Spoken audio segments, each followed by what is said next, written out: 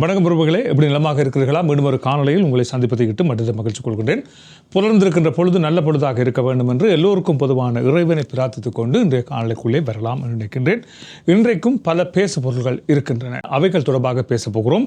முன்னர் இராணுவத்தில் இருந்து விலகிய பலரை வைத்து ஒரு இராணுவ அதிகாரி மேற்கொண்ட மாபெரும் கொலை சம்பவங்கள், கொள்ளை சம்பவங்கள் இப்பொழுது பிடிபட்டிருக்கிறது. அவை தொடர்பான தகவலையும், அதே வேளையில் யாழ்ப்பாணத்தில் கைது செய்யப்பட்டிருக்கின்ற ஆவா குழுவின் தலைவர் என்று சொல்லப்படுகின்ற அந்த நபர் தொடர்பான தகவலையும், அதே வேளையில் மீண்டும் ஒரு போதைப்பொருள் கைப்பற்றப்பட்டிருக்கிறது, அவைகள் தொடர்பான தகவலோடு மீட்டர் வட்டிக்கு பணம் வாங்கிய ஒரு தாதி உத்தியோகத்தர் இறந்திருக்கிறார், அவை தொடர்பான தகவலும் மேலும் பல செய்திகளும் இருக்கின்றன. எல்லாவற்றையும் தொகுத்து பார்த்துக் கொள்ளலாம். வாருங்கள், முழுமையான காணொலிக்குள்ளே செல்லலாம். யாராவது முதல் தடவையாக வந்திருக்கீங்கன்னு சொன்னால் தயவு செய்து சப்ஸ்கிரைப் பண்ணி போட்டு காணொலியை பாருங்கள்.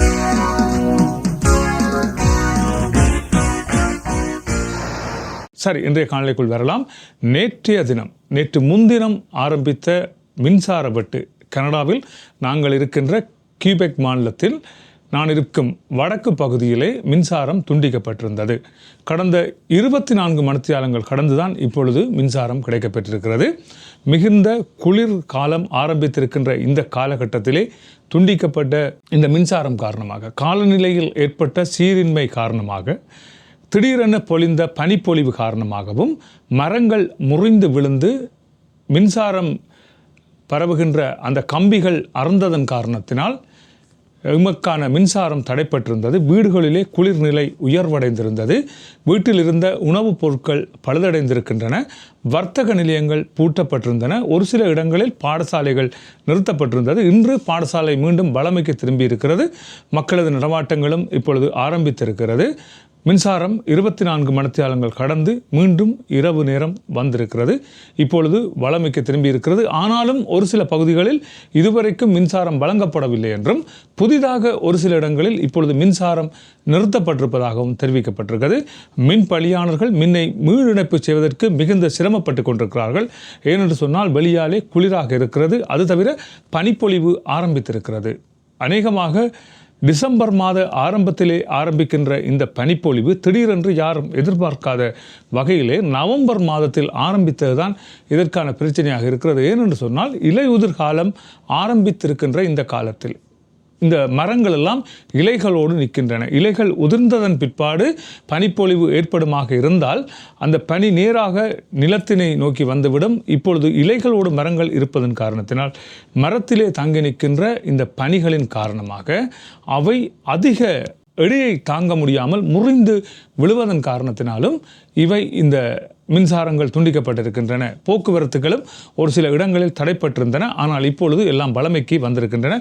உங்களுக்கு தெரியும், கனடாவிலே அதுவும் மொன்றியல் பகுதியிலே இந்த போக்குவரத்து ஸ்ட்ரைக் நடைபெற்று கொண்டிருக்கிறது. பஸ் சாரதிகள் ஸ்ட்ரைக் பண்ணி கொண்டிருக்கிறார்கள். காலை மாலை 2 நேரத்துக்கும் இடைப்பட்ட பகுதியில் ஒரு சில போக்குவரத்து பஸ்கள் மட்டுமே இப்பொழுது சேவையில் ஈடுபடுத்தப்பட்டிருக்கின்றன.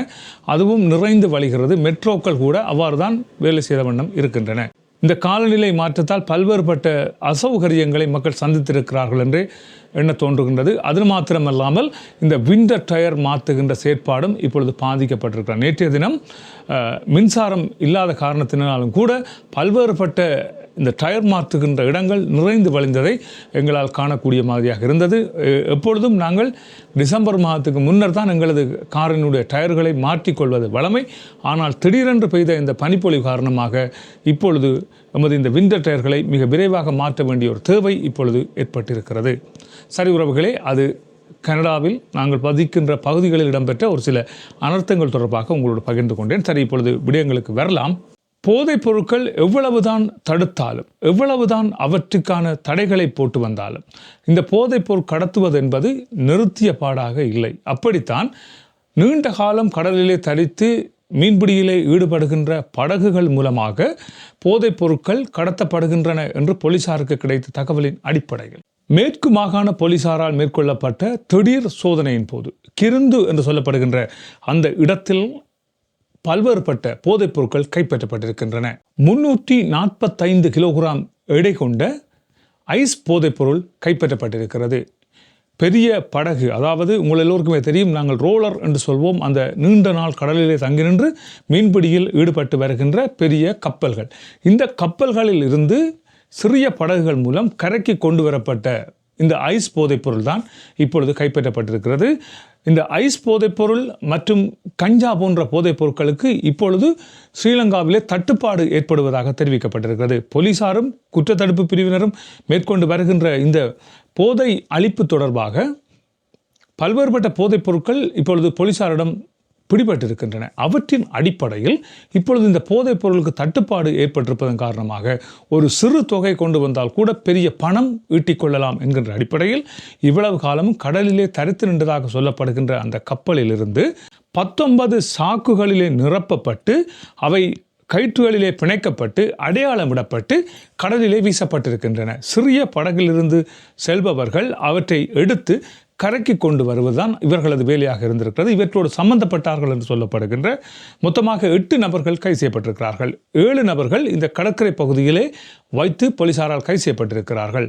அவர்களிடம் மேற்கொள்ளப்பட்ட விசாரணையில் இவற்றோடு சம்பந்தப்பட்டார் என்று சொல்லப்படுகின்ற மற்றொரு நபரும் இப்பொழுது கைது செய்யப்பட்டிருக்கிறார்.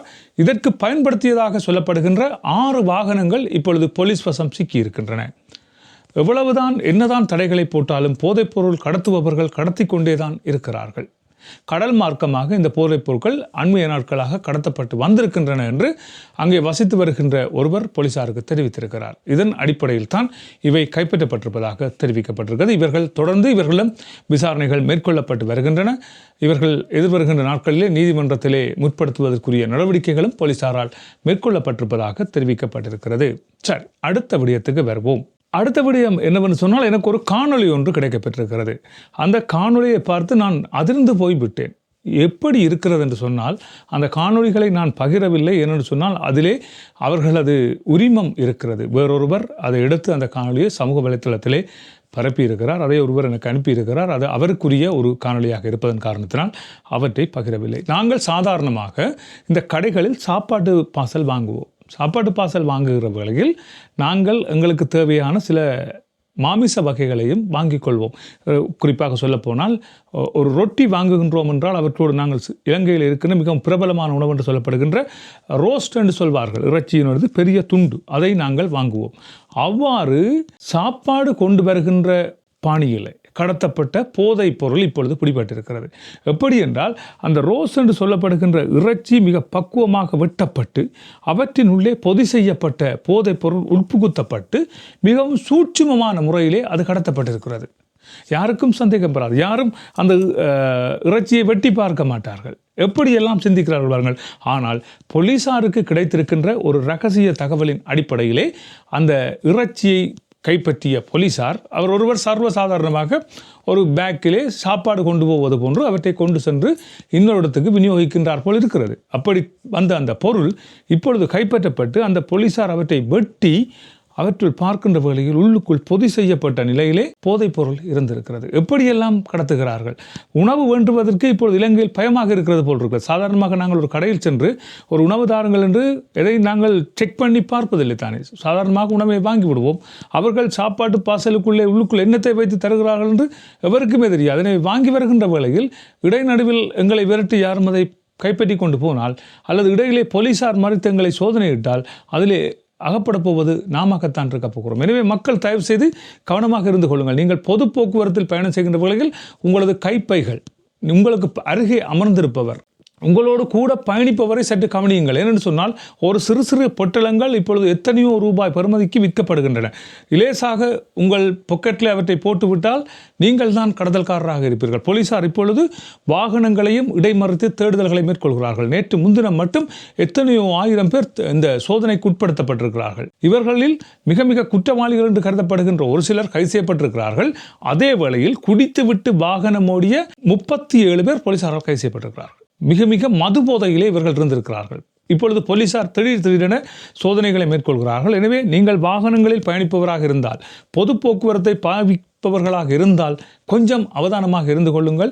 உங்களது கைப்பைகள் கவனம், உங்களது பொக்கெட்டுக்குள் ஏதாவது போட்டு விடுவார்கள் கவனம். எனவே மிகுந்த எச்சரிக்கையோடு நீங்கள் செயற்பட வேண்டும் என்று தெரிவித்துக் கொண்டு அடுத்த விடயத்துக்கு வருவோம். அடுத்த விடயம் என்னவென்று சொன்னால், உங்கள் பலருக்கு தெரிந்த ஒரு விடயம் இந்த லொக்குப்பெட்டி. லொக்குப்பெட்டி தொடர்பாக இப்பொழுது பெரிய ஒரு பிரச்சனை எழுந்திருக்கிறது. லொக்குப்பெட்டி சிறையிலே இருக்கிறார்.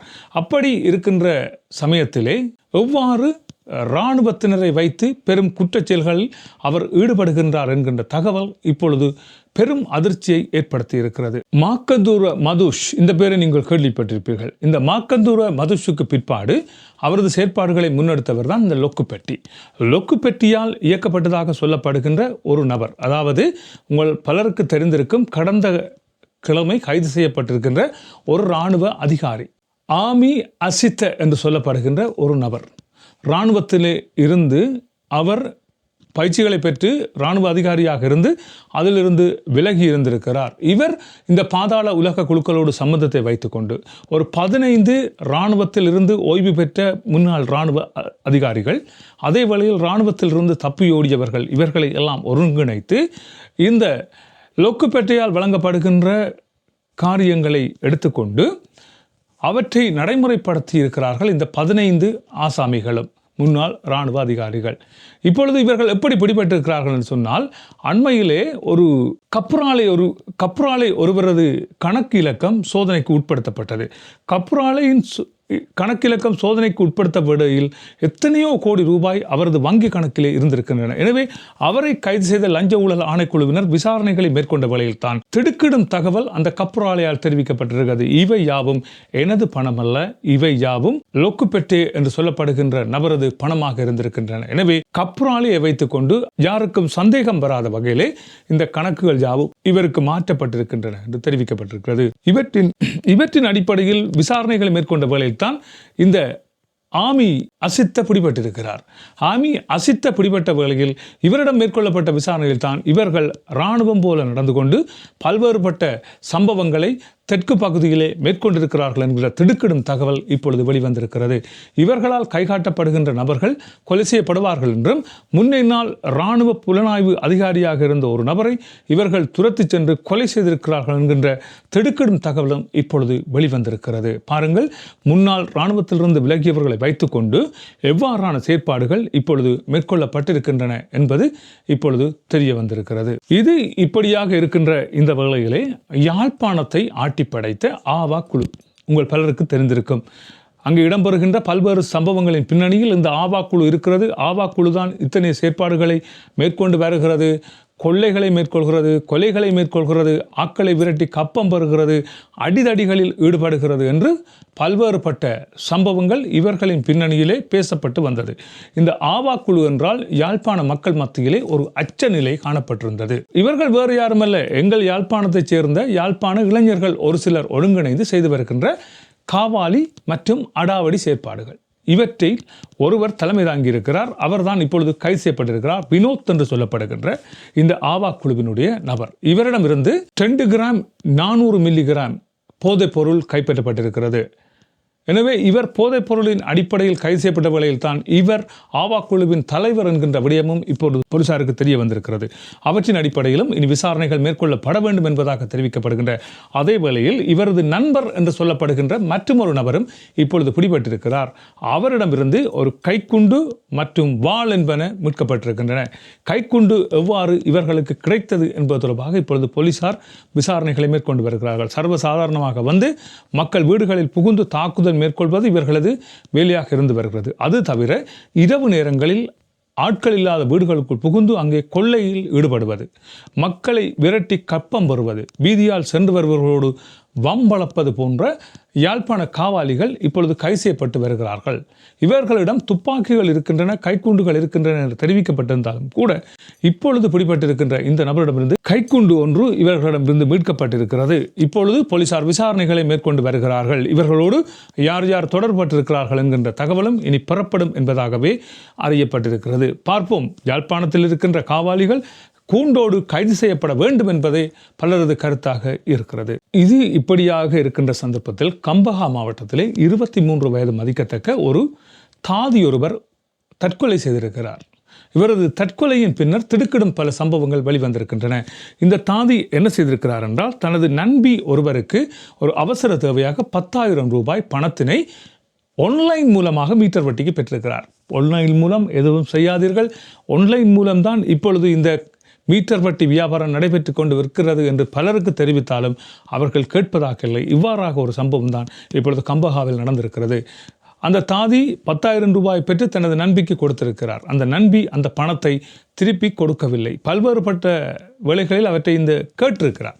கேட்ட வேளையில் அவரிடமிருந்து சரியான பதில் வரவில்லை என்றும் 10,000 ரூபாய் பணத்திற்கு 28,000 ரூபாய் வட்டி வந்திருக்கிறது. அதைத்தான் மீட்டர் வட்டி என்பார்கள். எனவே அந்த பணம் கொடுத்தவர் இவரை மிரட்டி இருக்கிறார் என்று அவரது தாயார் தெரிவித்திருக்கிறார். அவரை தொலைபேசியில் அழைப்பெடுத்து நான் போலீஸ் நிலையம் செல்லப் போகிறேன் என்று மிக தகாத வார்த்தை பிரயோகங்களை இந்த தாதியை நோக்கி பேசியிருக்கிறார். இதனால் மனமுடைந்த தாதி தனது நண்பியும் பணத்தை திருப்பி கொடுக்கவில்லை என்பதை யோசித்துவிட்டு இதனால் தான் தற்கொலை செய்திருக்கிறார் என்று அவரது தாயார் தெரிவித்திருக்கிறார்கள். இப்பொழுது கம்பஹா போலீசார் விசாரணைகளை மேற்கொண்டு வருகிறார்கள். ஏன் இவரது இறப்பு இடம்பெற்றது என்பது தொடர்பாக முழுமையான விசாரணை இடம்பெற்று வருகிறது. பார்ப்போம் விசாரணைகள் இடம்பெறுகின்ற வேளையில். இதே வேளையில் யாழ்ப்பாணம் கோய்ப்பாய் பகுதியிலே ஒரு 19 வயது மாணவியின் இறப்பு தொடர்பாக பல்வேறுபட்ட சர்ச்சையான விடயங்கள் பகிரப்பட்டு வருகின்றன. அதாவது கோப்பாய் பகுதியிலே வசித்து வந்த அந்த 19 வயது மாணவிக்கு மூச்சு எடுப்பது சிரமமாக இருந்திருக்கிறது. எனவே அவர்கள் உயிர்காப்பு வண்டிக்கு தொலைபேசி எடுத்திருக்கிறார்கள். எடுத்த வேளையில் உயிர்காப்பு வாகனம் அவர்களது வீட்டுக்கு வந்து சோதனை செய்த வேளையில் மாணவி ஏற்கனவே இறந்திருக்கிறார் என்கின்ற செய்தி உயிர்காப்பு வண்டியில் வந்தவர்களால் தெரிவிக்கப்பட்டிருக்கிறது. எனவே உடற்கூற்று பரிசோதனைக்காக யாழ்ப்பாணம் போதனா வைத்தியசாலைக்கு எடுத்து வரப்படுகிறது. அங்கே உடற்கூற்று பரிசோதனை நிபுணராக இருக்கின்ற செல்லையா பிரணவன் உடற்கூற்று பரிசோதனை மேற்கொண்ட வேளையிலே அதிலே சந்தேகம் எழுந்திருக்கிறது. என்னவென்று சொன்னால், அந்த மாணவியினது உடல்களிலே அடிகாயங்கள் பல இருந்திருக்கின்றன, இரத்த கசிவுகள் பல இருந்திருக்கின்றன. தாய் தந்தையை இழந்து சகோதரியோடு வாசித்து வந்த இந்த மாணவியின் இழப்பு தொடர்பாக சந்தேகம் வெளியிட்ட வைத்தியர் உடனடியாக இவை தொடர்பான விசாரணைகளை ஆரம்பித்திருக்கிறார்கள். விசாரணையில் தான் இந்த மாணவியினது தாயின் தம்பி இப்பொழுது கைது செய்யப்பட்டிருக்கிறார். அந்த மாணவியை இவர் தாக்குதல் மேற்கொண்டிருக்கிறார் என்பதன் அடிப்படையில் தான் இப்பொழுது இவர் கைது செய்யப்பட்டிருக்கிறார். இவரிடம் தொடர்ந்து விசாரணைகள் மேற்கொள்ளப்பட்டு வருகின்றன. விசாரணைகளில் என்ன தெரிய வரும் என்பதை நாங்கள் பார்த்து கொள்ளலாம். நல்லது உறவுகளை, இவைதான் இன்றைய செய்தி குறிப்பாக இருக்கின்றன. மற்றும் ஒரு செய்தி குறிப்பில் சந்திக்கலாம். அதுவரை அன்பு வணக்கங்களை கூறி விடைபெற்று செல்கின்றேன். நன்றி, வணக்கம்.